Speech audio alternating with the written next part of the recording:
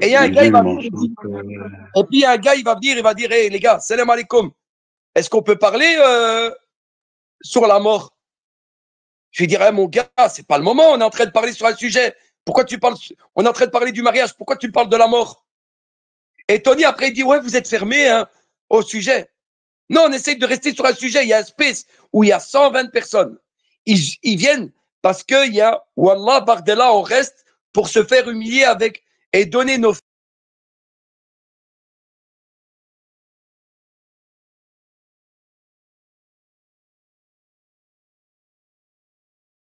Non, mais mon frère, je suis On dans est le sujet. obligé. Tu fais la da'wa, en fait, là. Depuis...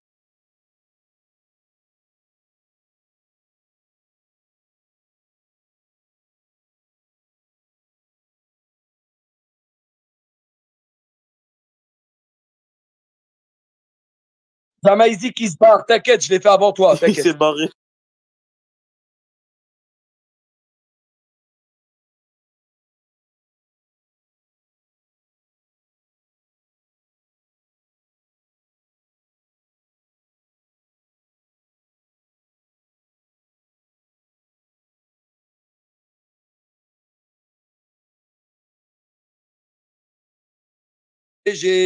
Et Bardella, on va Non, c'est pas rester. ça.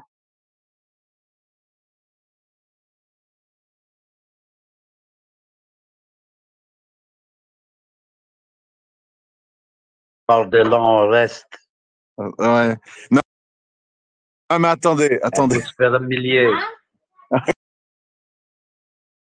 Ah, donne notre vie. On va te Non, donner mais notre fille. attends.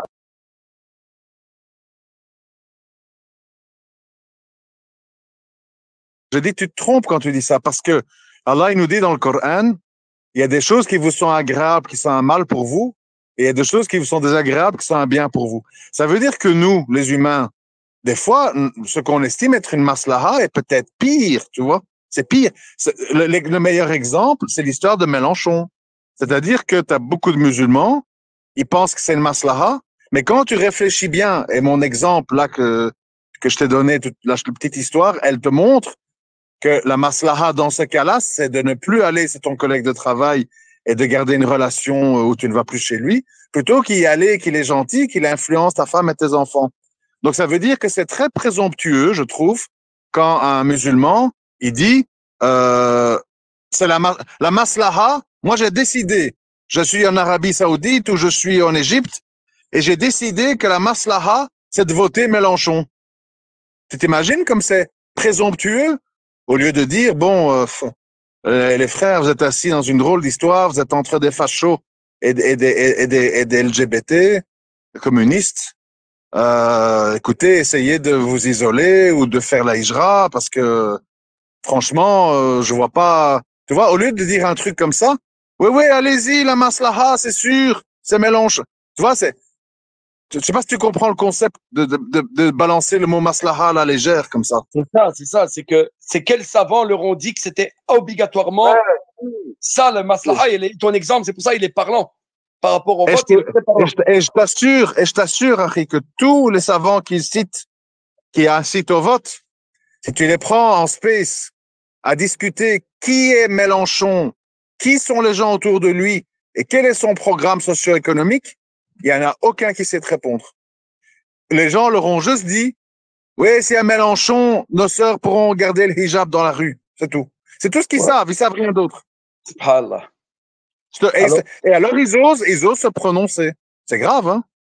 Moi, je trouve ça grave, personnellement. À cause de vous, gratteurs d'avantages sociaux, on est obligé de voter Mélenchon. Nous, les travailleurs. Ah oui, t'étais pas là, tout ça. Hier, j'ai expliqué ça à Jean-Louis. Je m'excuse, Jean-Louis, je lui répète l'histoire. Ouais, il y a deux mains levées, là. Oui, je me dépêche. Donc, il y a quelqu'un, moi, je cite pas de nom, hein, moi, je fais pas ça.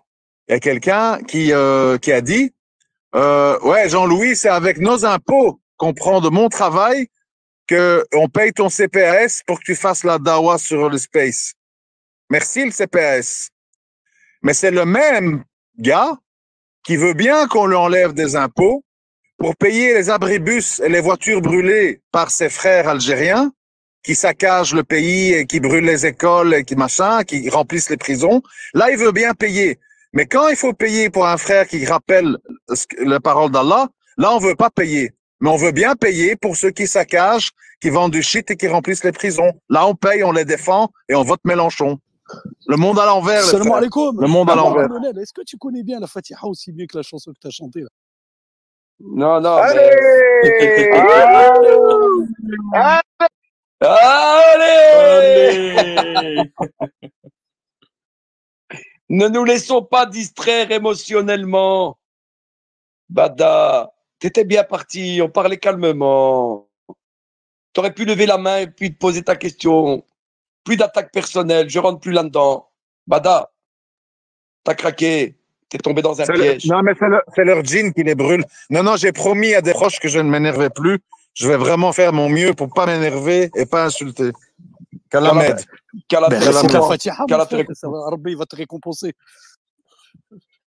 Oh là là là là. On doit même rendre. Incroyable, incroyable. Vas-y, Prolomar. Prolomar.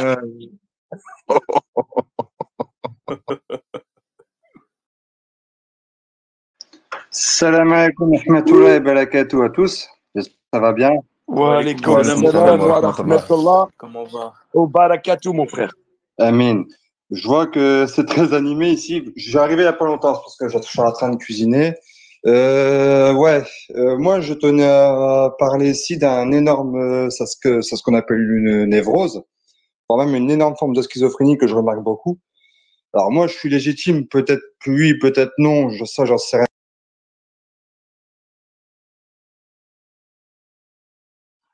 Ah, dommage, ça coupe.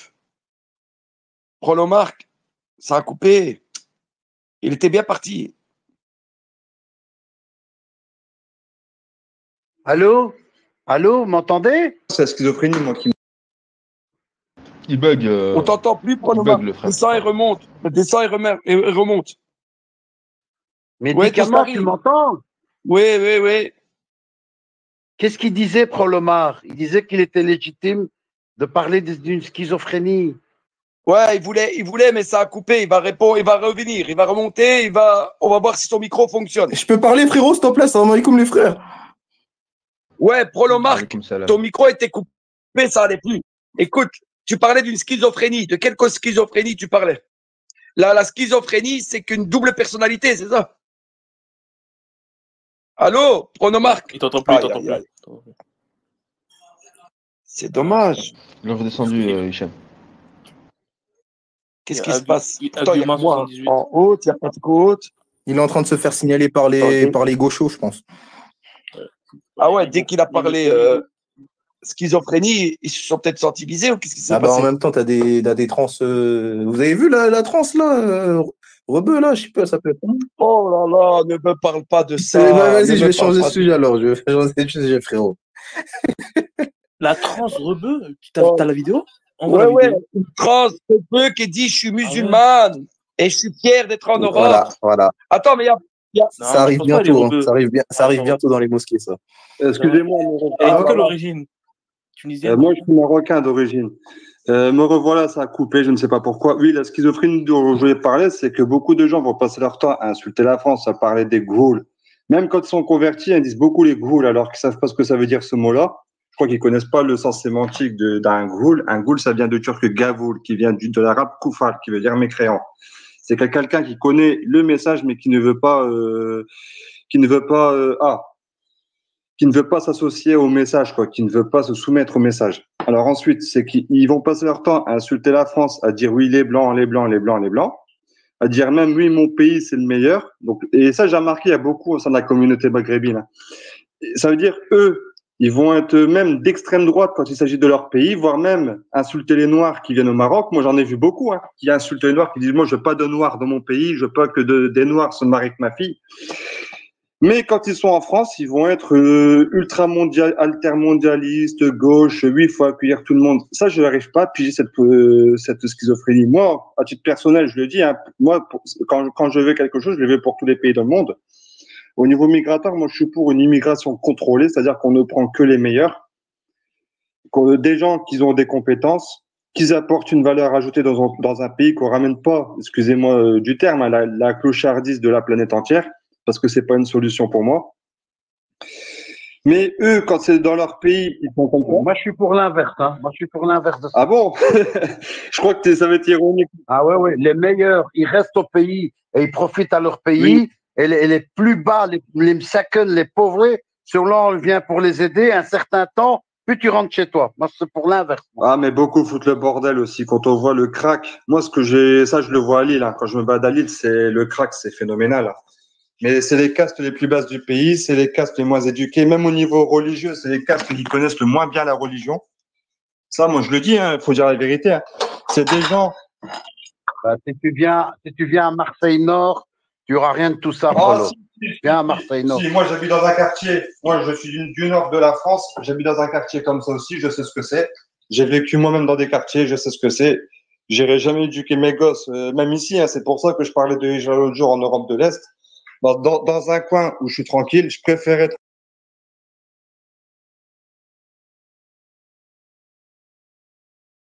qui crient Akha dans la cité, des gens qui mettent du rap à fond, comme ça s'est passé ce week-end là chez moi. Je dors de nuit, je dors le matin, il y en a, ils mettent du Joule à fond. Comment voulez-vous? Moi, je me lève à 10h le matin. À 10h, j'arrive plus à dormir. Donc, des gens qui respectent... Mais t'habites où, Prolo? T'es où, toi, du Prolo? côté de Valenciennes. T'es pas celui qui voyageait en Mercedes, Oui, là, il y a quelques mois? C'est moi. Oui, mon compte, il a été suicidé. Oui, voilà, c'est ça. Voilà, je me souviens de toi. Ben, viens à Marseille, Nord. On n'a pas tout ça. Ouais, mais moi, je viens en train, je vais pas venir avec ma voiture. On m'a déjà cramé une voiture ici, alors à Marseille, ça sera encore pire. Non, là, je te dis, moi, c'est presque un État islamique, à peu de choses près. À Marseille, ils font de l'argent, les gars. Ils vont pas te cramer ta voiture. Marseille-Nord. Marseille, mais Nord. C'est une balance. Ouais. C'est Dalil. Si tu veux une preuve, c'est le Dalil, c'est Abu Mariam. Il te certifie, t'es tranquille. C'est le meilleur endroit en France pour faire la hijra. Certifié par Abu Mariam. Jean-Louis. Alors moi, je vais sortir un autre témoignage. C'est un témoignage de mon oncle qui habitait au Panier, exactement. C'est pas le coin le plus malfamé de Marseille. Hein. Il habitait au Panier. Moi, j'ai mon oncle qui s'est barré du Panier. Après 10 ans avoir vécu là-bas, il s'est barré du Panier. Il est parti plus vers la campagne. Mais il est parti en périphérie. Le problème, c'est que même en périphérie, ça commence à être la cata. Maintenant, où est-ce qu'il est? Il est parti au Maroc. Mais dans un village au Maroc, pas loin de Mohamedia. Pourquoi? Parce qu'il en a eu marre. Moi, il m'a expliqué. Il m'a dit, moi, j'ai 3 enfants. J'ai pas envie que mes enfants, ils sortent avec des mecs qui se battent à poil dans la rue. Moi, c'est mon oncle qui m'a sorti. Il m'a dit, les gens sont tellement sous crack qu'ils savent même plus ce qu'ils font. Ils se mettent tout nus dans la rue. Et ça, j'ai déjà vu une fois ça à Paris aussi, à Barbès. Ça devait être un migrant africain. Il se baladait tout nu. On voyait son sexe et tout. Il se baladait tout nu. Et les gens, ils trouvaient ça normal. Moi, je voyais les gens, ils voyaient, c'est normal. J'ai dit, bah. Ouais, mais tu peux mettre le niqab, et le foulard et. Ouais, à côté des sauf à l'école.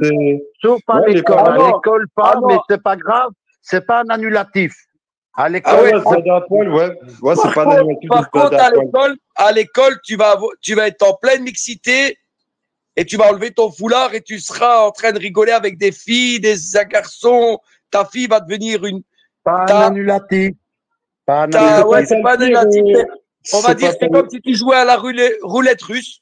Tu as 6 chances sur 7 que ta fille soit elle soit au minimum touchée par des hommes. 6 chances sur 7.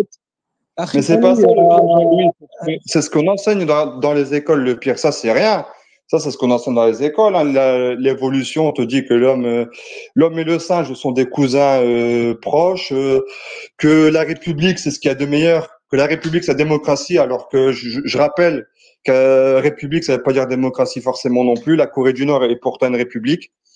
Que c'est pas parce qu'on est dans une République qu'on est libre. Faut arrêter avec les conneries aussi. La Corée du Nord, c'est une République. La Chine, c'est une République. Venezuela, c'est une République. Cuba, c'est une République. Le Congo, où il y a un génocide, c'est aussi une République. Tout comme il y a des monarchies qui sont beaucoup plus libres, où on est beaucoup plus libre de pratiquer notre religion. La Norvège est une monarchie.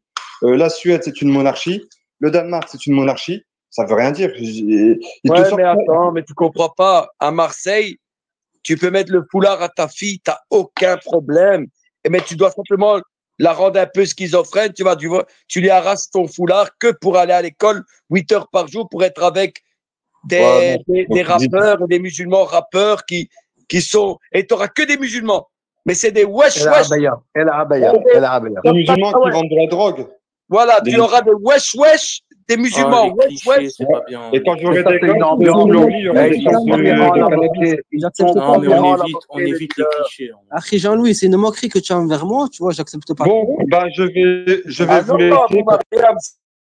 C'est toi qui m'as dit, je répète ce que tu as dit. La parole de musulman, pour toi, elle a une valeur.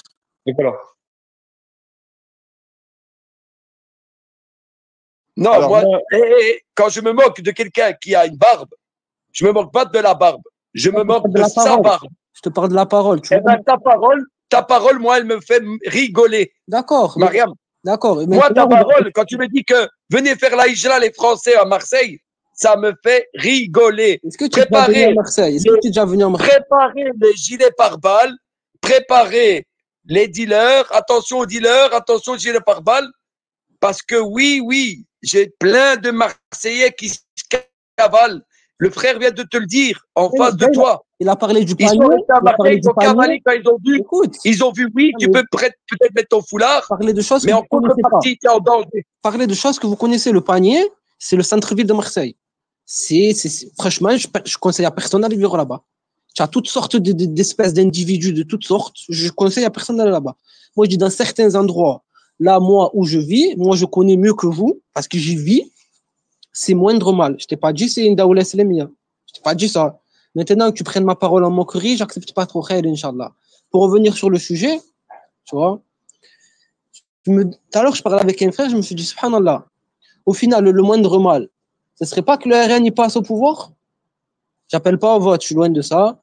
Mais au final, le moindre mal, ce serait pas que c'est le RN qui passe au pouvoir dans le sens où il y aura plus de zones grises, que les gens ils vont savoir vraiment où ils sont, dans quelle atmosphère ils vivent. Non. Le moindre mal, c'est le LFI, le moindre mal. Ah, c'est une question. C'est le LFI. Non, mais qui t'a dit ça? Je réponds à la question. Pour moi, le moindre mal, selon le sens étymologique de cette phrase, moindre mal, c'est le LFI, parce que le LFI va t'accepter en tant que musulman, il va te dire on va dissoudre ton islam petit à petit, il va te faire aller plus d'homosexualité, plus de mélange, plus de rima hassad, donc tout ça va se faire petit à petit, et c'est ça le moindre mal. C'est pour ça que moi, alors est-ce qu'il faut changer de terme et dire est-ce que l'électrochoc ce serait pas le RN. Là, d'accord, je te dis, je suis d'accord avec toi. Électrochoc, RN. Mais moindre mal, non, LFI. C'est ça le moindre mal. Voir Macron qui est réélu. Ça, c'est le moindre mal en France. Macron qui est réélu. On est reparti pour un tour et l'article 16, il a les pleins pouvoirs et il nous envoie en Ukraine et on y va parce que moindre mal, on est obligé d'y aller. Ça, c'est le moindre mal. Là, c'est une tournure de phrase, on se comprend dans le sens, c'est quoi qui va profiter le mieux aux musulmans? C'est dans cette zone grise ou d'être clair sur où on est. C'est ça que je veux te dire. Maintenant. Pas de Coran, interdiction de l'islam est une religion hors la loi. Et là, tu verras qui est musulman et qui l'est pas. Voilà, c'est ça que je veux te dire. Est-ce que les gens ne vont pas prendre... Chétan, il fait pas ça. On a déjà discuté. Chétan, il prend cette pas comme ça. Il a eu tout un mal à te faire venir en tant que bœuf de Kobe. Il va pas dans une maison en ruine. On a déjà expliqué. Il a rien à faire, lui, avec des coupables. Ils sont déjà voués à l'enfer, sauf s'ils se repentent avant leur mort. Lui, ce qui les intéresse, c'est le bœuf de Kobe, le bœuf le plus cher du monde, 1200 kilos au resto, sur la table. Donc, c'est les musulmans qui l'intéressent. De les amener vers le coffre par petit à petit, en ce qui reste, qui est en France, qui est à Marseille, qui est dans les pays de l'Est, qui est dans une partie de l'Italie, voilà, du moment qu'il reste dans son domaine, dans son abattoir. Lui, c'est ça qu'il veut. Et c'est là, Abou Mariam, et c'est là où on doit vraiment comprendre. Si on parle de moindre mal pour vivre avec les allocations familiales, avoir des papiers, avoir des aides sociales, avoir de plus en plus de centres où tu peux jouer au billard, tu peux jouer et tu pourras faire de la boxe et ils vont t'aider et tu pourras le vivre de la Palestine. Au niveau de ta religion, c'est pas le moindre mal qu'il faut choisir, c'est au niveau de ton vie, au niveau de ton confort. Laisse-moi aller jusqu'au bout du raisonnement, tu vas comprendre. Par contre, si c'est pour la religion et que comprend que on a une très grosse problématique chez les musulmans, c'est qu'ils n'ont pas compris ce que c'est el-wala, el-bara, l'alliance et le désaveu en islam. Et que de plus en plus de musulmans, comme il a rappelé à Bourriane avec sa parabole, c'est que les mécréants, ils disent venez, tranquille, venez bien, ne vous inquiétez pas. Et en contrepartie, ils sont en train d'endoctriner ta femme et ta fille pour qu'elle devienne féministe et ta fille commence à faire du shirk dans les écoles. Alors le moindre mal, religieusement parlant, si on veut être honnête avec la religion, un ennemi qui est clair et qui te dit moi je veux pas de ton islam, l'islam est incompatible avec la démocratie, l'islam est incompatible, ils te disent ce que Allah te dit. Hein. Zemmour ne fait que te dire ce que Allah te dit. Hein. Et toi tu dis menteur Zemmour, l'islam est compatible. Wallah, Bardella, on va rester. On reste ici et on s'humilie et on met notre fille toute nue et on va se faire humilier jusqu'à la mort, mais on reste ici. Où est le moindre mal? Non, c'est ça que je voulais pointer. C'est vraiment au niveau de Tandine, comme tu as dit, la réalité des choses. C'est quoi le mieux pour les musulmans? C'est ça. Allahu a'lam. Mais là, ils vont jamais l'accepter, les musulmans, parce qu'ils ont mis la religion qu'en troisième position. D'abord, le ventre. Je t'assure, Abou Mariam, tu te renseignes scientifiquement, le ventre est un cerveau. Et les gens, ils réfléchissent avec leur ventre. C'est la religion du hubs. Donne-moi du pain, donne-moi du fromage, donne-moi des aides sociales, donne-moi ça. Je m'en fous de déposer ma fille 8 heures par jour à l'école pour des mécréants. Je la vends. Ça, malheureusement, 80. Et quand tu vois ces vidéos aujourd'hui qui circulent avec plein de musulmans en train de danser sur Wallah, Bardella, on reste, c'est plus ils ont envie de faire la hijra. C'est je reste jusqu'à la mort, même si tu m'humilies, tu prends ma femme, tu prends mes enfants, butin, je reste tant que je peux avoir de l'argent. Moi, je pense plus que le problème, c'est au niveau de la croyance, de l'aqidah, du tawhid. Tout à l'heure, on parlait de Saïd Qutb, rahimallah. Il a eu une parabole, il a eu une phrase qui disait, subhanallah, pour que les gens vraiment ils acceptent le sharia, ça passe par le tawhid, la connaissance d'Allah Azza wa Jal. Si les gens ils ont cette croyance-là dans le tawhid vraiment dans le cœur, le reste il va en découler. C'est pour ça le sujet principal c'est tawhid. Le wala wal bara ça en fait partie, mais tawhid, c'est vrai dans les mosquées qui parlent de tawhid aujourd'hui. Est-ce que je vais encore dans les cours, ça parle encore de l'wudu, de salat, du fiqh des femmes. On parle plus de tawhid. Et ça, c'est le problème, je pense. Et je vais laisser la parole à un peu de Gazous. Mais avant de prendre mon petit Gazous, je vais vous dire, ils ne parleront jamais, et j'ai vu encore des imams, avec tout le respect que j'ai, ils t'ont dit, reste ici, fais des enfants, et tu vas voir, on va bien les éduquer, et on fera notre meilleur jihad à rester ici, à faire des enfants. Mais quand tu leur dis, el-wala el-bara, on fait quoi?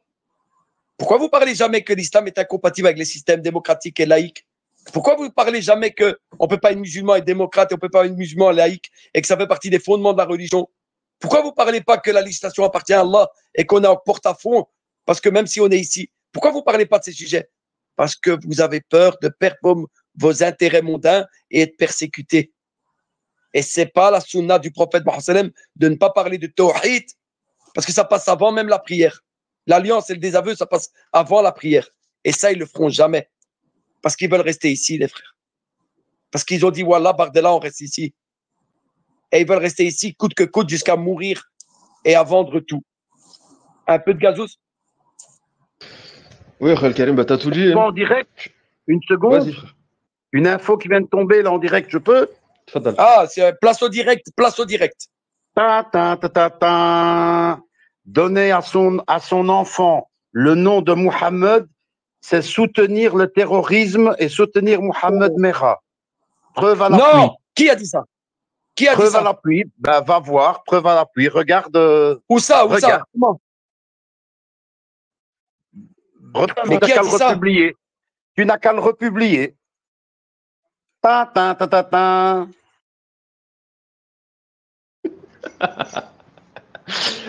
ce que je voulais te dire tout à l'heure, Abou Maria.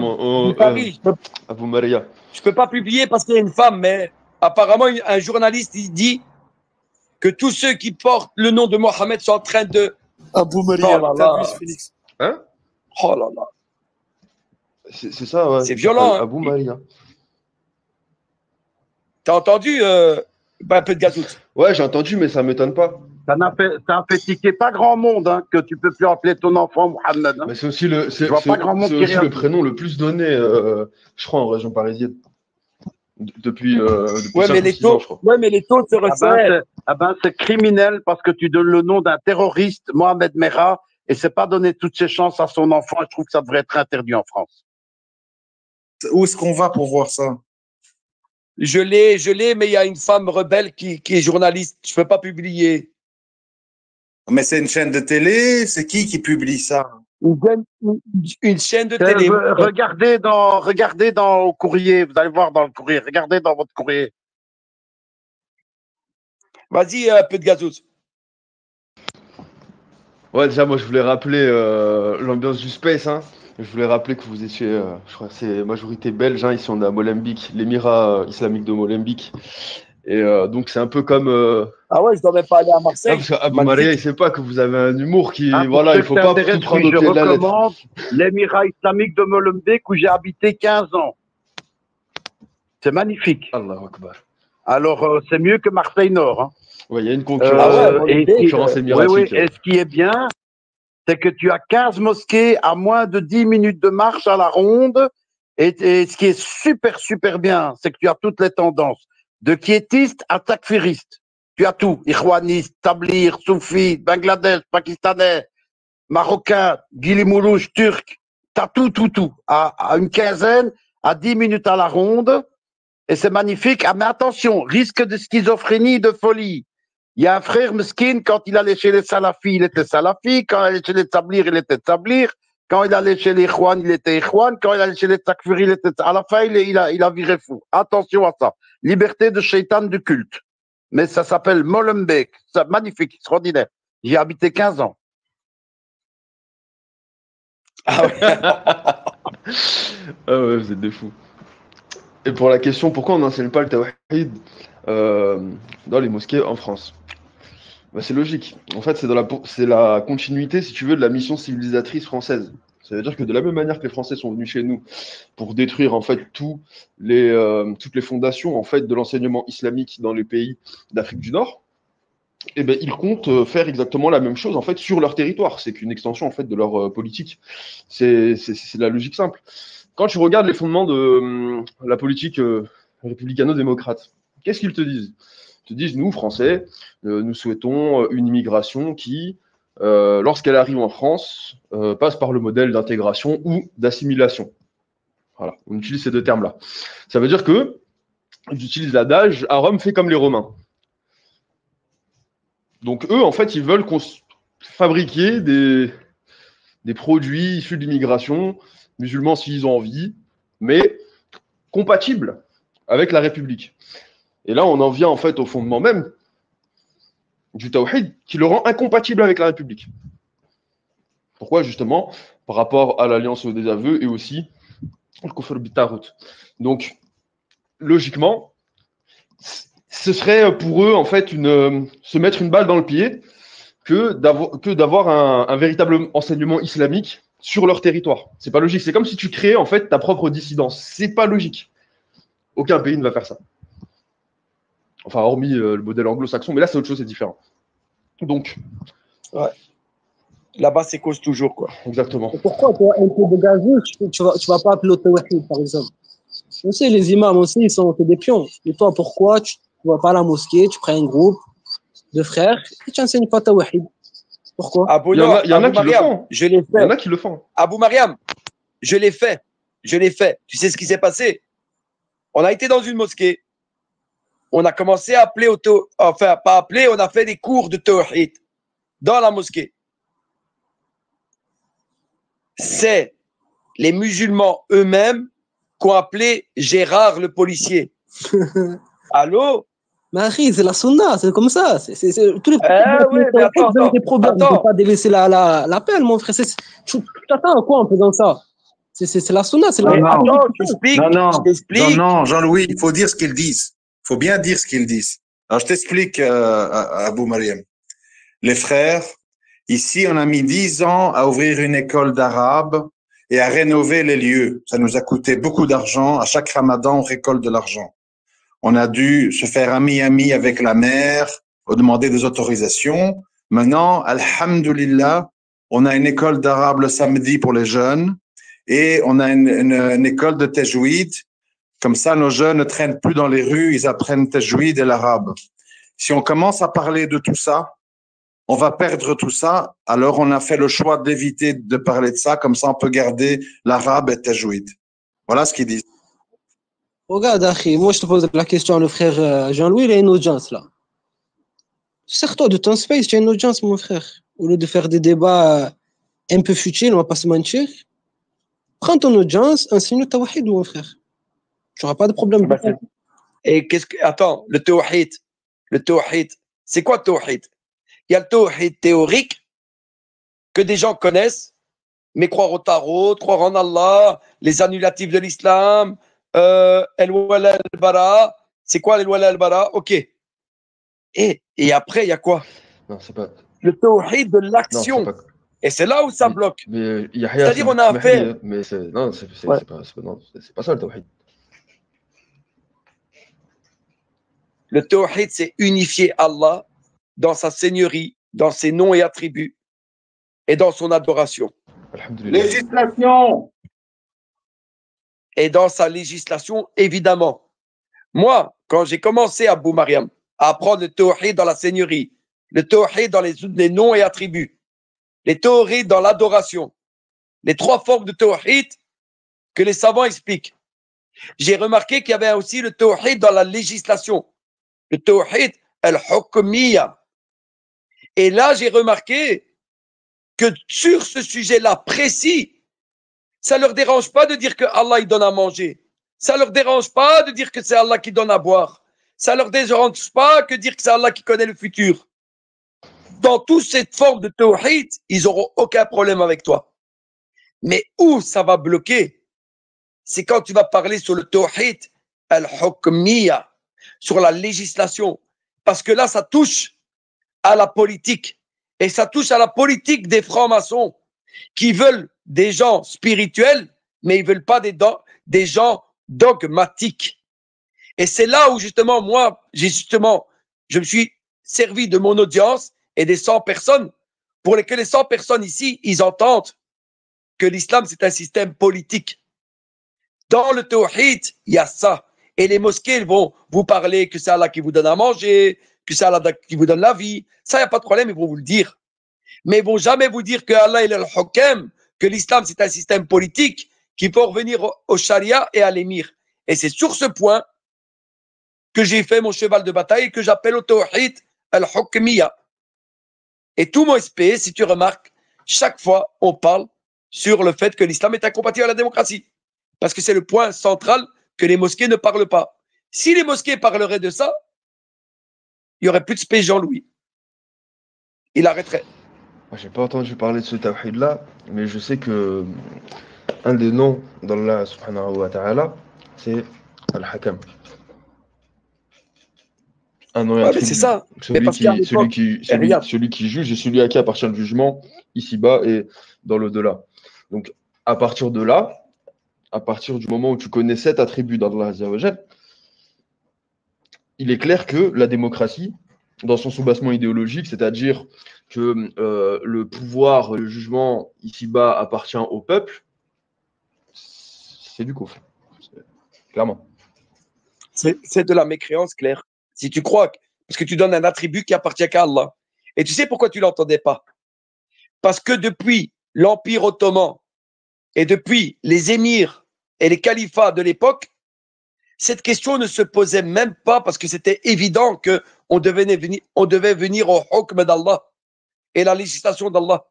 Et le tawhid hukmiyya, c'est depuis qu'il y a eu le nationalisme, la laïcité, on t'aime, tu dois nous protéger, et la démocratie. C'est ces idéologies-là qui sont rentrées dans l'esprit des musulmans et qui les ont fait oublier le tawhid dans la législation. Et si au moins les imams parleraient de ce sujet-là,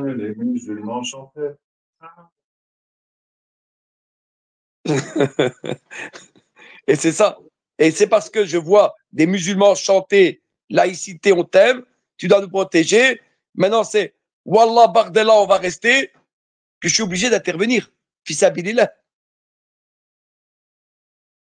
Ouais, mais donc, tu es en train de m'expliquer que quand ils font le halal et le haram, et que ce pas des musulmans, je n'ai pas participé avec eux. Quand des bouddhistes décident de ce qui est halal ou haram, ça ne me concerne pas. C'est ça que tu es en train de m'expliquer. Quand Raël il est en train de faire des lois pour son peuple, je ne suis pas concerné par ça. Non, tu dois faire une chose, te désavouer, te dire c'est ton cinéma, c'est ton dîne, c'est ta religion, c'est ton cirque, à toi ta religion, à toi ton système de vie qui mène en enfer, à moi mon système qui mène au paradis. C'est khalas. C'est ton seul boulot. Et je vais te dire plus loin, tout ça. Mais Harry, qu'est-ce que tu fais des gens qui disent quand tu es dans le territoire de Raël, tu obéis aux lois de Raël? Il n'y a aucun verset qui dit que tu dois obéir aux créatures en désobéissant au Créateur. Pas d'obéissance aux créatures en désobéissant au Créateur. Et donc, même je te dis. Qui s'appelle pas Raël et qui s'appelle Jean-Luc. Et qui s'appelle même Mohamed. Qui s'appelle même Mohamed.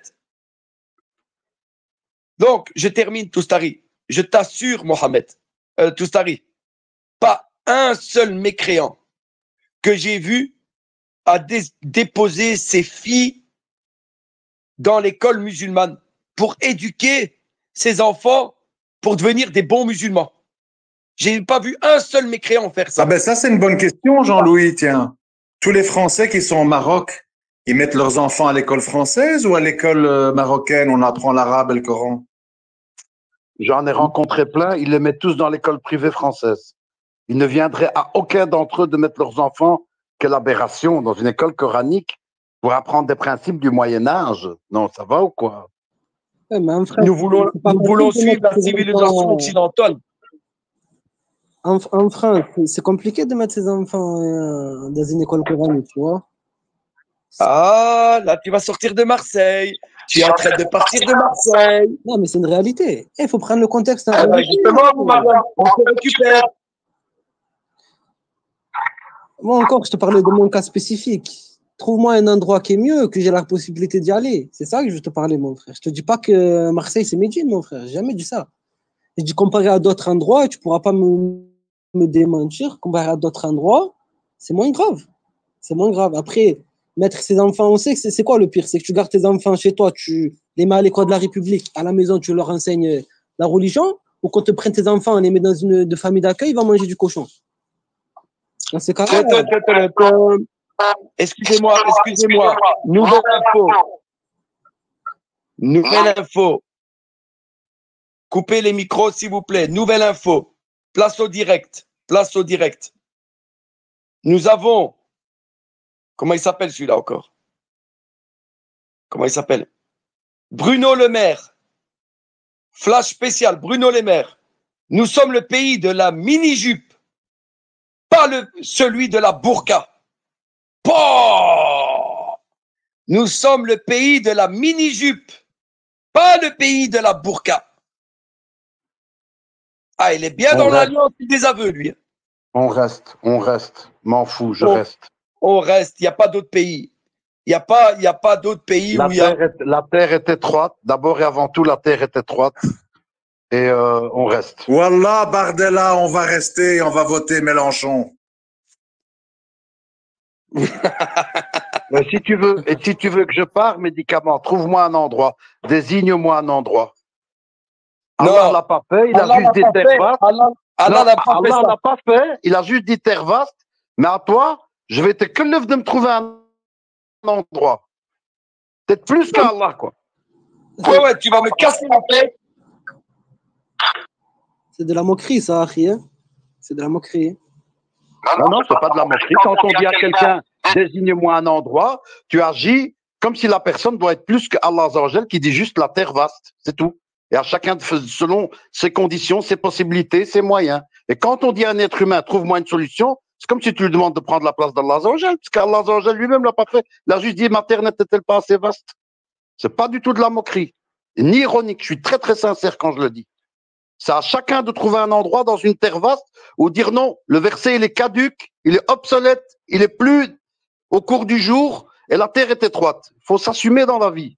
C'est ça. Et moi, tu vas pas prendre en otage mon âme et mon space pour dire trouve-moi un endroit. Allah l'a pas dit, moi je vais pas être au-dessus de mon créateur. Allah il m'a dit stop. La terre vaste, chacun y voit selon ses moyens, sa facilité, ses passeports, ses visas, ses moyens de financiers. Elle est où l'entraide entre frères? On peut plus demander conseil à nos frères, subhanallah, c'est comme ça. Akhi, c'est de la moquerie, ça, le fait de dire qu'on te demande à toi, je te mets à l'égard d'Allah, c'est quoi, je suis un mouchrik, je fais du shirk là, je demande un conseil à mon frère, subhanallah. Allahu Akbar. Je te demande si Tu vas pas demander un conseil. Tu m'as dit, trouve-moi un endroit. Tu m'as dit, trouve-moi un endroit, frère. Tu vas pas demander un conseil, tu m'as dit, trouve-moi un endroit. Est-ce que tu connais un endroit, moi, français, j'ai une famille de 3 enfants, et j'ai pas beaucoup d'argent. Est-ce que tu connais un endroit où je peux y aller, qui est facilité pour moi? Je te demande, mon frère. Et le bon soupçon, si sur ça, ton frère, il te demande quelque chose, va chercher le bon soupçon, frère. Va pas chercher le mal. Va chercher toujours le bon soupçon, même si faut que tu creuses. Va chercher le bon soupçon, mon frère, subhanallah. Le frère, il a dit quoi? C'est comme si je te mets à l'égard d'Allah. C'est quoi? Je fais du shirk en demandant ça. Allahu Akbar. Ouais, subhanallah, là, excusez-moi, j'étais occupé, mais je voulais répondre aux 2 frères belges qui vivent en Belgique, hein, c'est l'hôpital qui se fout de la charité, qui parlent du Maroc.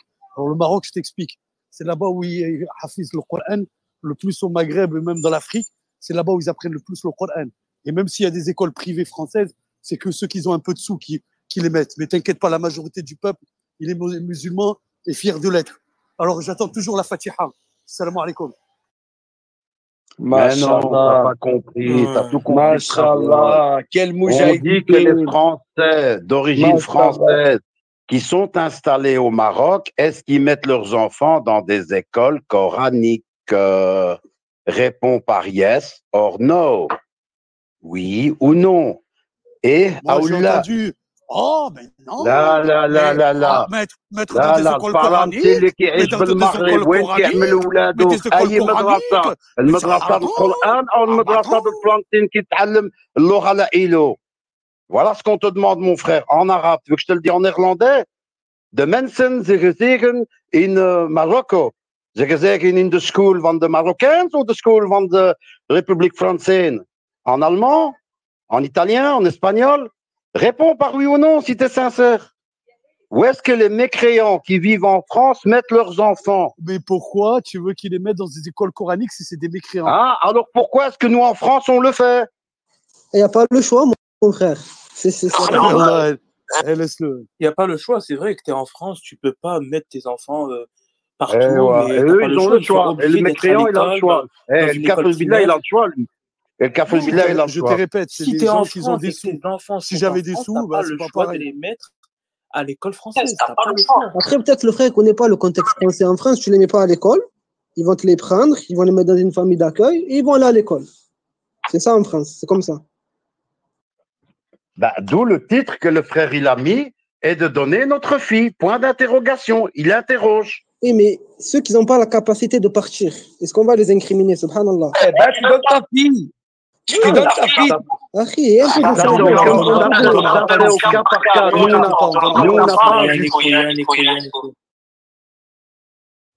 pas. Voilà. C'est terrible, les frères.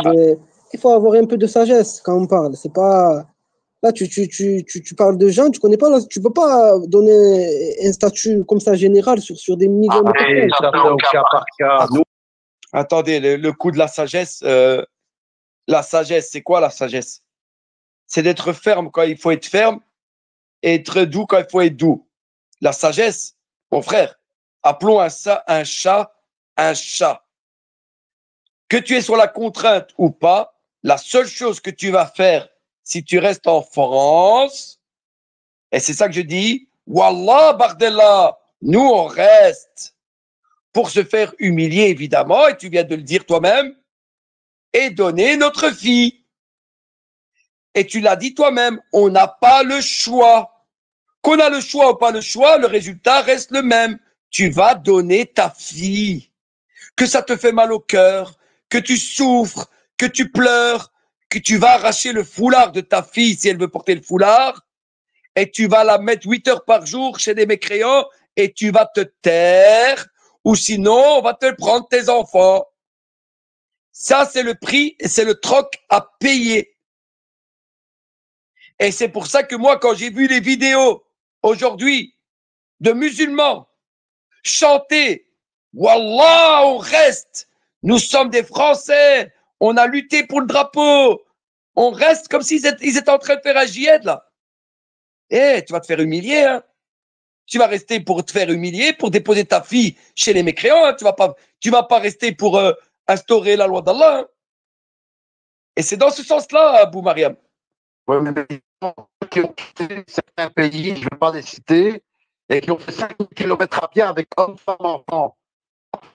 Pendant des mois, pour arriver en Allemagne et ailleurs. Ils avaient les moyens. Et ceux qui ont quitté l'enfer pour aller vers le paradis. Enfer signifie endroit islamique pour vivre leur vie en France. Ils avaient les moyens, qui ont fait des 2, 3, 4 000 km. Attendez, il y a un malentendu. Abou Mariam, je crois qu'il y a un malentendu. Non, il y a un mal encore. Excusez-moi, il y a un mal. Abou Mariam, tu ne connais pas le concept. Écoute-moi. Éteins ton micro, s'il te plaît. Parce que chaque fois que tu ouvres ton micro en même temps que moi, ça fait un mauvais bruit. Écoute-moi, peut-être que tu ne connais pas le concept de nos space. Nos space, c'est touche pas à mon nafs. La radio qui casse des nafs, qui casse des égos, qui essaye de remettre en question les musulmans et qui leur fait mal à l'ego. Quand on te parle, c'est pas pour te manquer de respect. C'est pas pour t'insulter. C'est pour que, ça fait mal. Pour que quand tu vas déposer ta fille à l'école, que tu as ton cœur qui saigne, qui brûle. Pas que tu oublies et que comme les juifs ils ont fait, il suffit de faire 3 fois le péché pour commencer à trouver que c'est normal et halal. Et que c'est pas grave. Et qu'on n'a pas le choix. C'est comme des électrochocs. Et donc, Abou Mariam, ne le prends pas sur toi en disant qu'on t'attaque personnellement. C'est le concept du space, c'est pour, comme des décharges électriques, tu vois. Je sais pas si tu comprends, Abou Mariam. Moi, je te pose la question, est-ce que Rasoul sallam, il était comme ça? Est-ce qu'il était comme ça? Est-ce que c'était sa manière de faire? Non. Et il avait, la règle générale, c'est d'être doux. C'est ce que j'essaye d'être avec toi maintenant, en parlant avec doucement et sagesse pour te expliquer le problème, la règle générale. Mais le prophète Mohammed sallam, il était des fois rouge de colère quand les limites d'Allah étaient franchies. Et ça, dans quel état il serait aujourd'hui de voir la Oumma qui dit Wallah, Bardella, on va rester dans cette terre de Koufal pour se faire humilier et déposer nos filles. Dans quel état il serait de voir qu'on a vendu nos femmes et nos honneurs et tout ça? Il serait rouge de colère. Il serait rouge de colère de voir à quel point on a vendu notre dignité, notre religion, on l'a mise de côté. Alors qu'il s'est battu, qu'il a donné sa vie. Et oui, il y a des sagesses aussi que Ibrahim, il a fait. Il a cassé toutes les statues et il a laissé la plus grande pour interpeller des mécréants, certes, mais pour interpeller sur l'erreur parce qu'ils faisaient du kufr et du shirk. Et aujourd'hui, dans notre communauté, on a des musulmans qui font du kufr et du shirk et qui s'allient avec les mécréants. Donc, on a des gens qui s'affilient à l'islam, qui se disent musulmans, mais qui ne voient aucun problème parce que Shaitan a tellement embelli le shirk qu'ils ne voient aucun problème à faire du shirk et du kufr et qui combat la charia pour accepter la démocratie. Donc oui, des fois, il faut des électrochocs, frère. Mais c'est vrai que la règle générale, c'est toujours d'être doux et bienveillant avec ses frères. Et c'est pour ça que je t'en explique. Barakallahu médicament pour cette merveilleuse explication. Mais je peux te poser une seule question, alors doucement, gentiment, poliment? Avec sagesse, s'il te plaît. Oui. Comment est-ce que ça se fait, Harry? Explique-moi que de ce que tu m'expliques, on est apparemment la seule communauté au monde à faire ça. Je veux dire, toutes les communautés du monde que tu m'expliques, ils vont dans leurs propres écoles, sauf nous. Quelle est l'explication? Il doit bien y en avoir une. En fait, mon frère, on est les seuls. Il n'y a pas une seule communauté qui met ses enfants chez les mécréants à part nous. C'est-à-dire chacun, les juifs ils vont mettre dans les écoles juives, les chrétiens ils vont les mettre dans les écoles chrétiennes. Ça leur viendrait jamais à l'idée de mettre les juifs et les chrétiens de mettre ses enfants dans des écoles musulmanes. Mais qu'est-ce qui s'est passé, tout Toustari? depuis Éden jusqu'à la fin des temps, la lutte et la guerre est déclarée contre Shaitan. Shaitan, il nous a déclaré la guerre et son armée. Et aujourd'hui, malheureusement, le monde est en guerre contre l'islam à différentes échelles. Et on a nos pays qui acceptent l'occidentalisation, la laïcité, la démocratie. Et aujourd'hui, on a un phénomène qui s'appelle des gens qui ne connaissent pas l'islam tout en restant dans l'islam. Et eux ne connaissent pas l'alliance et le désaveu en islam. Et en ne faisant sachant pas ça, ne voient aucun problème à ça. C'est le pouvoir, quoi. Le veau d'or qui prend le dessus et ils foncent vers, comme il y a des musulmans qui vont voir Dajjal, ils vont foncer vers Dajjal parce qu'ils n'auront pas le choix. Et ils vont dire c'est le moindre mal. Et ils vont foncer chez Dajjal tout en disant la ilaha illallah, Muhammad Rasulullah. Ils vont tomber dans le piège du Dajjal. Et donc, vu que le système mondial est humanisme, et démocratie, laïcité, et ça a tellement de pouvoir, tout ça, dans le monde, que la majorité des musulmans, ils glissent. Parce que c'est facile de glisser dans le toboggan de la mécréance. Et ils glissent. Et les mosquées, en plus, ils n'invitent pas à appeler au tawhid, à l'alliance et des aveux. Donc, les gens, ils sont perdus.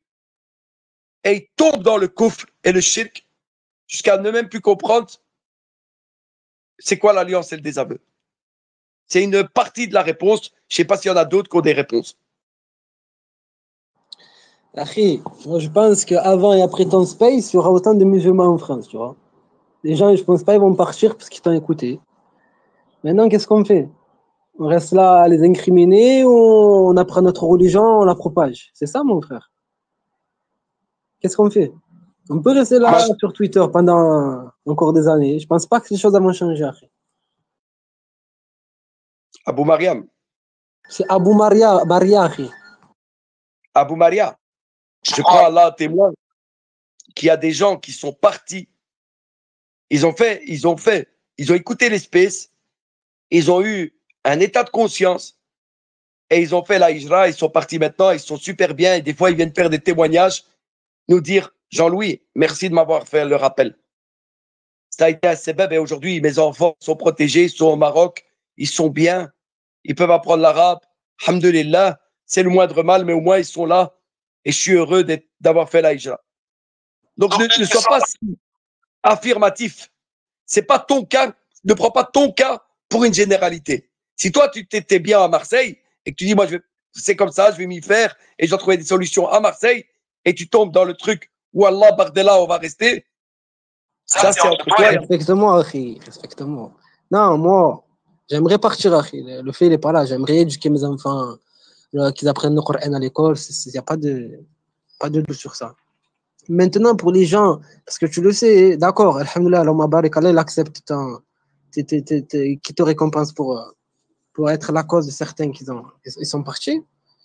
Mais les millions de musulmans qui restent là, tu vois, c'est ça, hein, il y en a encore des millions de musulmans qui restent là.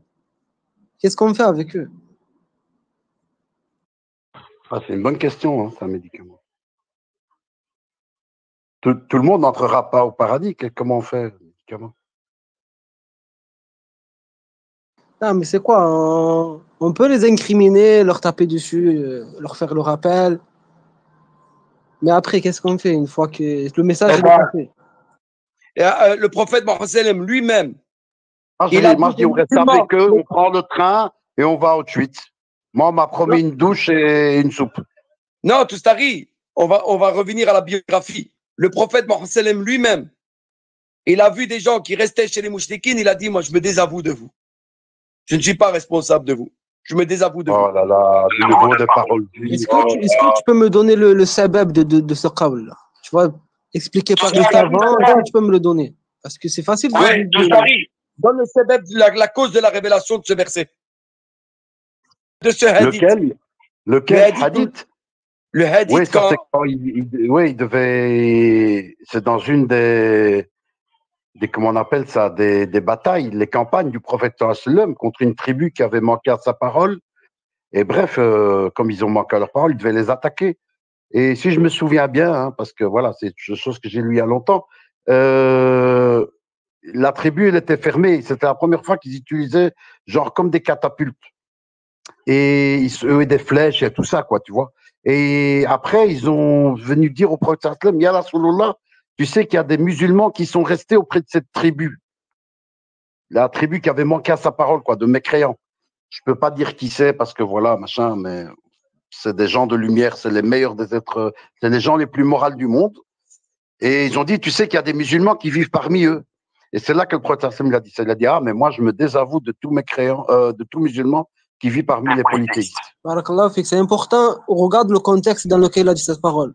Tu avais une terre d'islam, il n'y avait pas de doute, hein, il y avait la charia, les gens devaient immigrer là-bas, et tu avais une dar al-harb. Tu avais deux camps. Tu avais deux camps. C'est dans ce contexte-là qu'il a prononcé cette parole, mon frère. C'est-à-dire que ces gens-là, ils pouvaient partir aux côtés de Rasoul sallallahu alayhi wa sallam. Ils pouvaient immigrer, ils devaient aller là-bas, combattre. C'est autre chose, mon frère. Le contexte n'est pas le même. Tu ne peux pas prononcer des paroles quand le contexte n'est pas le même. Frère. Mais c'est pire, justement, le contexte, il est encore pire. Là, on n'a même plus de terre d'islam dans nos pays musulmans. On a des milliards de musulmans, mais qui sont dans des dar al-kufr parce qu'ils ont préféré la tarout et la démocratie. Et donc, on est dans une situation pire parce qu'on doit retourner et récupérer et réinstaurer l'islam dans nos pays. Non, nous, ce qu'on fait, on va vers chez nos ennemis d'Edjelistan, on va dans Dedjelistan, et dans Dedjelistan, on dit on n'a pas le choix, regarde, c'est les terres de couple, les pays arabes. Maroc, Algérie, Égypte, j'aime pas, c'est la démocratie, mon frère. Moi, je suis de l'avis qu'il ne dara l'islam, c'est là il y a la charia. Je suis pas d'avis où la population est la majorité musulmane. Que ce soit le Maghreb, c'est démocratie, mon frère. C'est pas interdit d'islam. Eh ben, mais justement. Donc, toi, encore plus. Mais attends, médicaments. Si on cite des endroits à terre d'islam, alors c'est très très grave, hein, parce que là, il y a la guillotine qui tombe. Ça veut dire que la personne qui n'y va pas, tu vois, ça tombe direct alors. Hein. C'est-à-dire, j'ai bien compris. Ben, si j'ai bien compris le principe qui vient d'être cité, parce qu'on a cité des endroits démocratie, soit, d'accord, je veux bien, je vais pas pinailler. Mais si je commence à citer des endroits où ils appliquent la charia, donc là, le coup il tombe immédiatement. Si par exemple, il dit, si maintenant lui il tombe en porte-à-faux à Abou Mariam et il dit l'Afghanistan c'est un État islamique et où il y a la charia. Ouais, alors qu'il fait quoi, il est obligé d'y aller. Et s'il n'y va pas, il tombe dans le hadith. Non, lis le hadith Bouraïda, je ne sais pas si tu le connais. Hadith Bouraïda, mon frère. Il va te répondre à la question. J'ai pas compris. Tu connais le hadith Bouraïda? Développe. De tête, je pourrais pas te le sortir, j'ai pas envie de me tromper. Dans le fond, quand tu vas appeler un peuple, tu leur demandes d'émigrer. S'ils ne peuvent pas émigrer, tu leur dis qu'ils n'auront pas les mêmes droits que les musulmans. C'est-à-dire, c'est pas. Tu appelles les gens à émigrer, s'ils ne veulent pas, je leur dis OK, mais vous n'aurez pas les droits que les mêmes musulmans. Mais en aucun cas, ta tête elle va rouler, subhanallah. Ah ben voilà, donc à la limite, tu n'as pas les mêmes droits, mais tu dois tout faire pour y aller. Oui, mais Rasoul, il ne va pas blâmer, il leur dit d'accord. Médicaments. Moi, quand je dis guillotine, ça veut dire façon de parler vis-à-vis d'Allah Azawajal. Quand tu dis là où il y a des démocraties, sauf que c'est pareil que la France, et en France j'ai plus de droits, je dis t'as même. Et si maintenant tu as des endroits comme l'Afghanistan où il y a l'État islamique et d'autres, il n'y a pas que l'Afghanistan. En vérité, il y a d'autres endroits. Bref, on ne va pas pinailler, disons l'Afghanistan. Donc là, la personne, elle est dans l'obligation d'y aller alors. Selon les savants, elle est dans l'obligation d'y aller s'il ne peut pas pratiquer sa religion. Voilà, c'est que l'Afghanistan, tu t'attends. Franchement, je me suis arrêté sur la situation. Subhanallah, quel musulman il n'aimerait pas aller là-bas? Quel musulman il n'aimerait pas vivre sous la charia? Subhanallah. Maintenant, y aller maintenant. Tu peux y aller, toi, là, tu parais de Marseille-Marignane, tu prends l'avion, tu vas en Afghanistan. Ouais. Destination kaboulien. Ah, ben, ça ne veut pas. Ouais. Aucune interdiction. Abou Mariam, il n'y a aucune interdiction que tu puisses quitter ton territoire et partir là-bas. Il y a plein de gens qui partent là-bas pour le tourisme. Qu'est-ce que vous faites là, les frères, sur Space encore, subhanallah? Chacun qui prépare son voyage, on n'est pas obligé de tout dévoiler aux gens ce qu'on veut faire. Je plaisante. Hein. Parce que tu n'es pas obligé. Parce que, justement, Peut-être que je te parle de là-bas. Hein. Qu'est-ce que tu en sais? Moi, D'où tu en sais que je te parle? non, moi, franchement, je me suis arrêté sur la situation. C'est magnifique ce qu'ils ont fait à l'Omabarik. Qui n'aimerait pas aller là-bas, subhanallah. Moi, j'aimerais être le premier à y aller. J'aimerais, c'est un souhait. Et bon, la situation, c'est pas comme ça. Je peux pas partir, prendre mon sac et un chameau comme à l'époque. C'est pas la même chose. Tu as les frontières. Ah, si, il y a des fatwas des ulama qui ont dit celui qui a le prix du billet d'avion, il est dans l'obligation de délaisser tout, de prendre le billet d'avion et d'y aller. Attention. C'est une fatwa. C'est une fatwa. Oui, attends, Abou Mariam, excuse-moi parce que je t'interromps parce que c'est très important. Allah, il me dit dans le Coran, et je ne le prends pas personnellement parce que dis pas c'est péjoratif, mais Allah, il me dit clairement, et c'était pour des gens qui ne voulaient pas y aller. Et il nous dit, s'ils avaient voulu, regarde, c'est un verset, traduction approximative, s'ils avaient préviens voulu. Préviens les gens, non, c'est pas bien, pas en traître. Préviens les gens. Ouais, âme sensible, sortez de ce space, s'il vous plaît. Tous les gens qui se trouvent à un État islamique en Molenbeek ou à Marseille et qui sont bien et qui disent c'est le moindre mal et qui sont heureux là, sortez de ce space, s'il vous plaît, pour votre sécurité mentale. Parce que je vais vous donner un verset, traduction approximative du sens du verset, où Allah il nous dit, il s'adresse aux gens qui n'ont pas voulu faire l'effort dans le chantier d'Allah.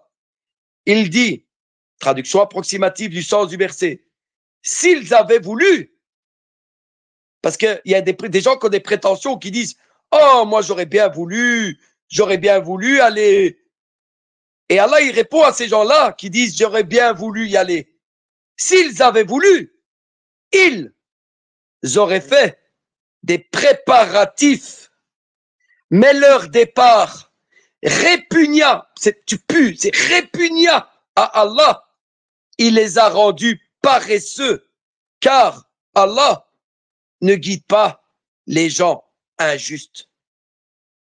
Donc beaucoup de gens qui... Je te demande, Inch'Allah, est-ce que on va dire la personne qui va là-bas en Afghanistan, est-ce qu'elle a le haqq du muhajir? Évidemment. Je me parle avec science, où tu es sûr de toi. Mais comment tu doutes? C'est un État islamique. Tu pars. Oui. Tu pars. Excuse-moi. Essaye de ne pas parler en même temps que moi parce que ça coupe et ça fait du bruit. C'est insupportable. Donc, soit c'est moi qui parle, soit c'est toi qui parles. Écoute-moi bien. Tu pars. Sauf si tu ne considères pas que c'est un État islamique. Mais tu vas dans un État islamique où c'est les musulmans, où c'est un émir, où c'est un califat. Et ils souhaitent un califat. Ils ne l'ont pas encore, mais ils souhaitent un califat. Ils sont en train de travailler, œuvrer pour l'islam. Et tu pars de Marseille, d'un endroit où il y a la débauche, l'alcool, la cigarette, tu me dis que c'est pas là, légiféré par Allah et la récompense, que chaque pied que tu fasses, ça sera la récompense. Non, mais c'est pas ça que je te dis, c'est que moi, on va dire, j'ai pas d'informations sur ce qui se passe là-bas en ce moment. Je me dis que peut-être, comme leur émirat, il est en construction, parce que ça fait pas des années qu'ils l'ont monté, je me suis dit, est-ce qu'ils ont les ressources pour assurer le droit de chaque muhajir qui vienne, et est-ce qu'ils ont, eux, appelé à la hijra? Est-ce qu'ils ont appelé, eux, les muhajiroun à venir chez eux, à leur donner leurs droits? C'est ça, sharia, c'est de sharia, on sait c'est quoi, tu as les 5 points. Est-ce que si je vais là-bas, mes 5 points, ils sont respectés? Salam alaikum wa rahmatullah les frères, j'espère que vous allez bien. Est-ce que je... Ta religion est préservée. Ta vie est préservée. Wa alaikum salam wa rahmatullah wa barakatuh. Là-bas, ta religion est préservée. Ta vie est préservée. Ton honneur, le bien et le mal, ta raison est préservée. Ta famille est préservée. Et ton honneur est préservé. Est-ce qu'ils ont appelé les gens à émigrer là-bas? Ils appellent, ne t'inquiète pas, ils refuseront pas des gens qui font l'effort dans le chemin d'Allah. Anwar. Ouais, merci beaucoup, je serai pas long.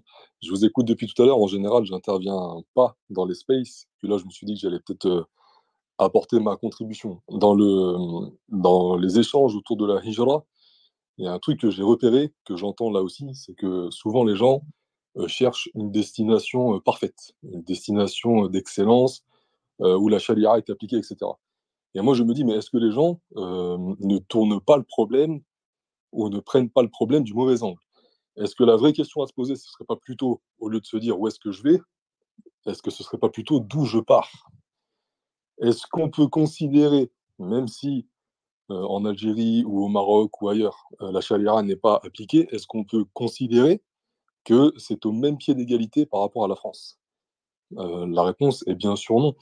Alors si l'Algérie et le Maroc, etc., ne sont pas des terres d'islam à proprement parler, si on prend cet avis-là, est-ce que est-ce que c'est mieux ou c'est pas mieux que la France, quoi, tout simplement? Donc, est-ce qu'on ne pourrait pas se dire dans un Oh, premier temps, magnifique, où est-ce que je magnifique. pars? Du miel là-dedans. Est-ce qu'on ne pourrait pas se dire d'où est-ce que je pars, essayer de considérer la situation dans laquelle on est? Qu'Allah te récompense par les plus hauts degrés du paradis. Amin. Amin. Merci beaucoup. Amin, amin. Du miel, Alors, du nectar. merci, c'est gentil. Je continue le propos. Tout ça pour dire que tout à l'heure, j'entendais Abou Maria qui disait, mais moi, j'ai des enfants, j'ai une famille, où est-ce que je peux aller? Et là, je vous entends parler de l'Afghanistan qui applique la charia, etc. Moi, je dis, subhanallah, Allah, il a créé des degrés. En toute chose, même en enfer, il y a des degrés. Abu Talib, qui est en enfer, il n'est pas au même endroit que Abu Jahl, qui est en enfer aussi. Et bien moi, je dis, quitte à ne pas pouvoir vivre dans une terre d'islam qui est parfaitement islamique de A à Z, est-ce qu'on ne peut pas considérer qu'il y a des degrés dans les terres qui sont non islamiques? En l'occurrence, je pense que la France, c'est un des pires. Donc rester en France, continuer à vivre là-bas, participer à leur économie, participer à faire tourner le pays, alors que c'est un ennemi évident, et se dire, bon, j'attends qu'il y ait une terre d'islam qui soit parfaite, qui appelle à la hijra, qui puisse montrer qu'ils vont donner les papiers ou qu'ils vont prendre en charge des muhajiroun, etc. Attendre ça tout en payant sa TVA, tout en payant ses impôts, tout en faisant tourner le pays, qui est un des pires, alors que, bon, il y a des pays, moi personnellement, je connais des frères muhajiroun 100% français convertis qui vivent au Maroc ou en Égypte depuis 10 ans, depuis 15 ans, ils y sont, et ben, en attendant, ils ont fait ce pas-là. Et comme dans le hadith de celui qui a tué, vous savez, 99 personnes, tout à la fin, il était question de quitter une terre de mal pour aller vers une terre de bien, et ben il n'y est pas arrivé, et pourtant il a eu sa récompense. Parce qu'Allah a vu son effort. Donc Abou Maria, tout à l'heure, tu disais, subhanallah, moi j'ai des enfants, qu'est-ce que je fais, je vais où? Déjà, si dans ton cœur, il y a cette niya de vouloir partir parce que tu sais que rester là-bas, c'est pas possible, bah déjà, le premier pas, il est fait. Et ensuite, bah, essaie de fonctionner par degrés. Tu vois, c'est mon conseil que je te donne. Essaie de fonctionner par degrés. Vois quelle est la terre, si pas parfaite, vois quelle est la terre qui présente un moindre mal, qui pourrait t'accueillir dans de bonnes conditions, et peut-être que Allah, voyant que tu fais ce premier pas, il t'ouvrira des portes de terre qui sont meilleures encore. Moi, je connais des frères qui se sont dit, bon, on quitte la France parce que c'est juste pas possible, et on va s'installer en Angleterre pour l'instant. Bah, ils l'ont fait. On va considérer, d'après nos critères à nous, que c'est une terre de moindre mal, même si c'est loin de faire l'affaire. Et ensuite, bon, bah, depuis l'Angleterre, ils sont partis en Égypte ou ils sont partis ailleurs. Et peut-être que, ben, dans quelques années, Allah nous fera la bénédiction de vivre sur une terre qui est 100% islamique. Moi, je vois beaucoup de discours à ce sujet. Je vais rendre le micro, hein. Je vois beaucoup de discours comme ça. Ouais, mais là-bas, ils n'appliquent pas la charia en entier. Ouais, mais là-bas, il y a ça. Ouais, mais là-bas, il y a ça. Et moi, j'ai envie de dire, ouais, mais en attendant, t'es où, frère? En attendant, t'es où?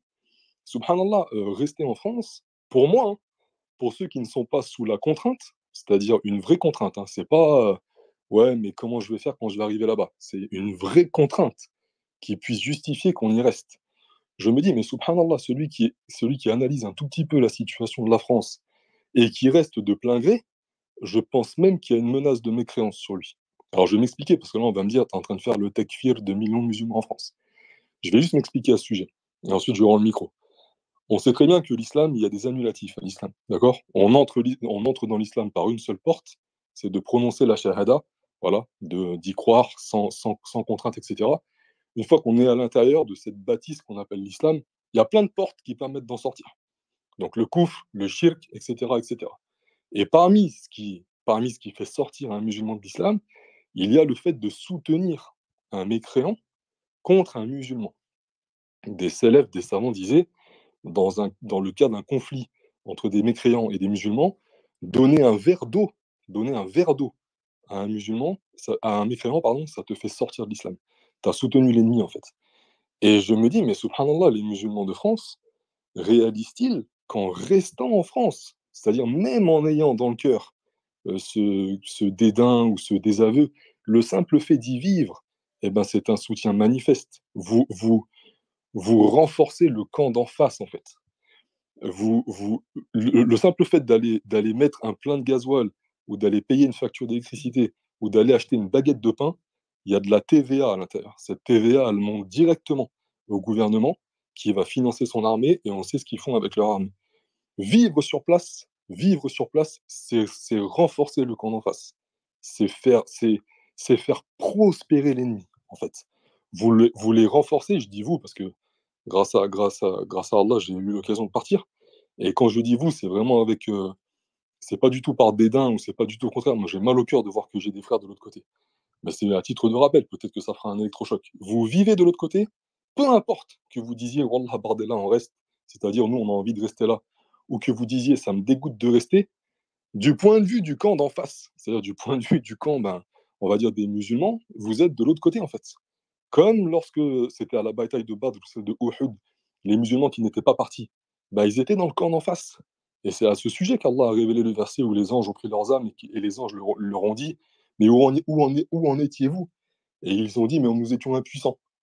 Et la terre d'Allah n'était-elle pas assez vaste pour émigrer? Voilà ceux dont le châtiment est l'enfer.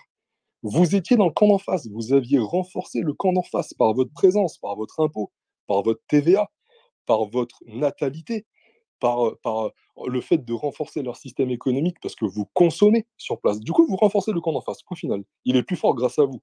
Et la preuve, c'est simplement de faire un raisonnement mathématique. Si demain, on prend les 10 millions de musulmans de France, on les déplace, on fait un copier-coller et on les met en Afrique, la France, elle coule. Parce qu'elle ne peut plus faire tourner son économie sans tout ce pan de la population. Donc, le fait que vous soyez là-bas, c'est vous qui renforcez par vos actions, même involontaires. On ne parle pas d'un acte du cœur ici. On parle de je sors mon billet de 20 balles et je vais payer mes courses à Auchan. Lorsque tu fais ça, tu fais un acte qui renforce le camp d'en face. Donc, frère, avant de dire ouais, je vais essayer de trouver une terre islamique parfaite, etc., dis-toi, est-ce qu'il m'est autorisé en fait de rester là? Est-ce que j'ai le droit de rester là? Est-ce que j'ai le droit d'aller mettre mon plein de gasoil? Est-ce que j'ai le droit d'aller acheter mon pain à la boulangerie? En étant là, je renforce ce pays. C'est une question de géographie, c'est une question de démographie. Tu es de l'autre côté. Tu es de l'autre côté, tu es dans le camp d'en face. En étant là-bas, tu le renforces. En le renforçant, il y a une menace de mécréance qui pèse sur toi. Parce que soutenir l'ennemi contre les musulmans, c'est un acte de mécréance qui veut sortir de l'islam. Donc moi, ça me fait peur, ça me fait mal. Je me dis, subhanallah, je vois tous ces frères qui sont de l'autre côté. J'en entends ici qui se disent, mais qui déplorent en fait, qui déplorent l'action de certains qui disent, ouais, bardella, wallah, on reste. Sous-entendu, ouais, on n'est pas comme eux, nos cœurs sont différents. Eux restent parce qu'ils ont envie, nous on reste parce que on n'a pas encore trouvé où partir. D'accord, mais dans les faits, vous êtes comme dans ceux qui étaient, vous êtes comme les musulmans qui étaient dans le camp d'en face à la bataille de Uhud. Ouais, nous on n'est pas avec eux, c'est pas nos frères. D'accord, mais t'es dans le camp d'en face. T'es dans le camp d'en face. Et par le simple fait que tu sois dans le camp d'en face, tu renforces leur rang. Les musulmans, quand ils ont vu les mécréants à la bataille de Uhud, leur grand nombre, tout ça, ça les a apeurés. T'étais en face. Donc là, quand on dit, ouais, la France, le PIB, la natalité, 70 millions de personnes, on a la sensation que c'est un pays lourd. C'est un pays lourd parce que les musulmans le renforcent. Comment vous renforcez le camp d'en face? Comment vous pouvez renforcer le camp d'en face? Voilà, je rends le micro, c'était juste ce Aïe, que je voulais dire. quelle claque tu m'as donné. Il fallait me prévenir, mon frère. Il fallait dire âme sensible, sortez de ce space. Je serais sorti de ce space. Voilà, quelle claque. Voilà, qu'Allah te récompense, illumine ta tombe. Ça fait mal à mon ego. Fallait pas toucher mon nefs. Mais tu as raison, frère, qu'Allah te récompense. Et je terminerai par le mieux est l'ennemi du bien. Le mieux est l'ennemi du bien. Tu oublies de faire le bien parce que tu cherches le mieux. Mais le mieux ne viendra peut-être jamais. Et toi, tu fais pas le bien qui est à côté de toi. Tout t'arrive, après, c'est Abou Mariam. Ouais, salam alaikum. Donc, en continuation. T'as entendu? Mais c'est une claque, je suis un double kick. Comment vous dites le mot là? Un kick, double kick, high kick, coup de boule dans ma lanche. Il m'a donné là, je suis... Et en plus, Mac Tyson, Mac Tyson, quand il y a l'autre en face de lui, il fait le méchant. Tu vois, il fait le dur, il fait peur. Le pire, il est deux fois plus baraqué que lui. Et l'autre, en tac, tac, tac, tac, boum, c'est fini. C'est pareil. C'est quoi le pire? C'est quoi le pire? Le pire de tout, c'est ce qui m'a fait. Je peux même pas Non. trouver d'excuses. Et toi, t'es où? Ah T'es en non, moi. France? Bah oui. Il l'a Lui, fait. je sais pas où il est. Je sais pas où il est, mais ça Il n'a a pas fait d'importance. Inch'Allah, il a trouvé l'endroit où il peut aller. Moindre mal. Lui, il a fait, il n'a pas entendu le mieux. Il a été chez le bien, il a fait. Il est Ah, chrétien. il dit, il fait en plus. Oh, Et il dit, machallah. et il fait. Et il met une claque double Machallah. tête. Et après, tu sais ce qu'il Ah dit. ben, Et après, tu sais c'est ouais. quoi? C'est pas qu'il vient, il se gonfle d'orgueil, il me dit par miséricorde pour moi que j'ai de la peine pour toi, mon frère, je t'aime filet, essaye de faire l'effort. Et ne trouve pas l'excuse de dire, voilà, Bardella, les regarde, et toi-même. Ah, il m'a donné à la tête, je suis KO. Ouh, j'ai ma tête qui tourne Ah tellement ben, que j'ai mal. Par Allah, j'ai mal. moi aussi, je sais même pas si je vais essayer de m'exprimer le plus clairement possible. Heureusement Dans que tu le parles même pas ordre beaucoup. d'- ah ben, dans le même ordre d'idée, j'aimerais rapporter que souvent, mais après c'est au cas par cas, je dis pas tout le monde, mais c'est un peu ce que disait le frère auparavant. Pas on veut un système parfait, mais on dit, et est-ce qu'il y a les conditions de ça? Est-ce qu'il remplit, tu vois? On veut comme ça plein de, tu vois, un truc un peu parfait, quoi, pour faire simple. Mais on oublie que les Sahaba, quand ils ont fait la Hijra, ils ont participé à la construction de l'État embryonnaire islamique. Ils ont participé. Il y en a, ils venaient, ils prenaient la pierre. Et le prophète sallam lui-même, il prenait la pierre. Et Hamza, radiallahu anhu, lui disait, non, non, ya Rasulallah, c'est bon, t'es âgé maintenant. Arrête, c'est pas à toi de faire ça. Ah, on prend la pierre, ah, construction d'une mosquée. Et le Adan, comment on fait? On va mettre, et si on mettait les cloches? Ah, non, non, et si on va faire le rêve de Omar, radiallahu anhu. Et ils ont participé à la construction de l'État embryonnaire islamique. Ah, on est combattu, truc, allez, on y va, bismillah. Que chacun qui prend qu'est-ce qu'il a et on y va. Allez, ça va s'appeler Badr. Ah, la bataille du fossé, ils sont trop nombreux, qu'est-ce qu'on fait? Quoi? Ah, Rasulallah, moi dans mon pays en Perse, on creuse une fosse et comme ça, ben, les chevaux, ah, merci Salman al-Farisi, tu fais partie de la famille du prophète. Ya Rasulallah, on creuse, il y a une pierre là, on n'arrive pas à la casser. Ça va, bismillah, j'arrive, le prophète lui-même qui la casse. Boum, une étincelle, je vois la Perse qui tombe, boum, une deuxième étincelle. Je vois le Chem qui tombe, boum, une troisième étincelle. Je vois Rome qui tombe. Et c'est en construction, on participe à la construction de l'État embryonnaire islamique. Et j'ai l'impression, c'est une impression, je peux me tromper, hein, je parle de moi-même en premier, qu'on voit un truc déjà tout construit,